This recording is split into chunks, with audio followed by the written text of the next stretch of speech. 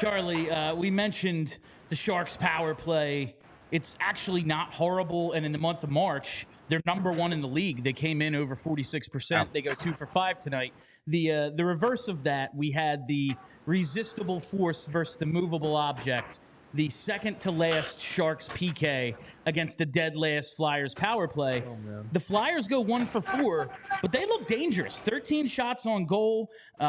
It wasn't horrible for the Flyers on the power play tonight. Do you think that was maybe they're starting to get things together with TK back, a couple of guys getting going, or is it they suck and you're not going to be 0% all the time? Well, I do think the fact that the Sharks aren't that good and have a pretty bad penalty kill played a big role. Now, I don't want to fully take away from the fact the Flyers executed well. Morgan Frost, I thought in particular, looked very dangerous on the power play, which has long been one of my big complaints about Morgan Frost, is that given his skill level and his offensive ability at 5-on-5, I don't understand why he can't be a more effective power play player. Tonight is exactly what I want to see from Morgan Frost. So I love that. I don't want to take away from what the players did. However, I do think that playing against a really weak penalty kill in San Jose was a big part of it.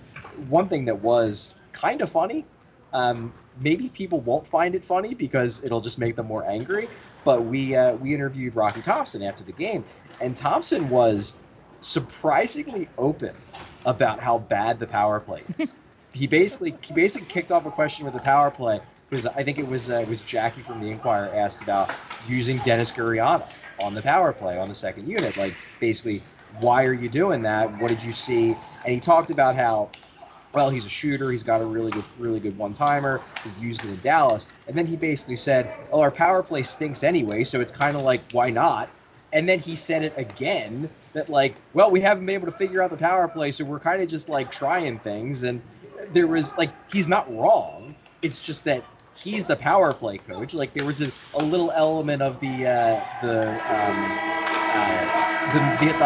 meme where the guy's wearing the hot dog costume, and he's just like, we're just trying to look for the guy who did this. Like, Rocky, it's you. You're the power play coach, which, like, I laughed at, but I do respect that Thompson knows that he hasn't been able to figure out the power play. Like, he's not trying to hide that the power play stinks. It's just like, man, I wish you could fix it.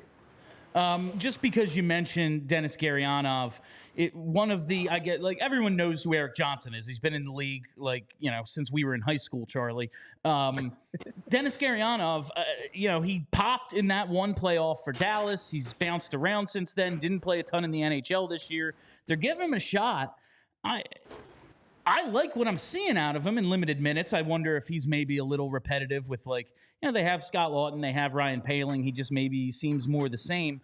But I'm not disliking what I'm seeing. What do you see out of Gurianov?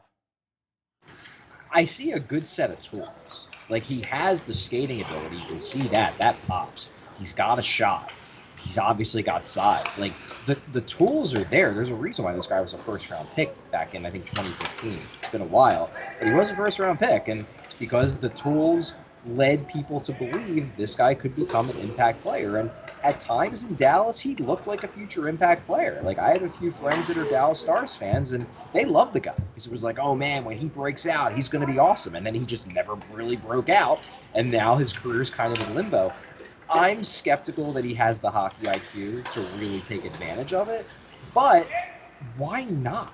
Like, the two guys they scratched tonight are Nick Delorier and Cam Atkinson, and, like, I'd love to see Cam Atkinson figure it out, but at this point, I don't think you can really depend upon it. So if the choice is between Cam Atkinson, who I don't know whether he's, like, just cooked entirely as an NHL player or if he's just not going to do it this season because he missed the entirety of last year. I don't know the reason.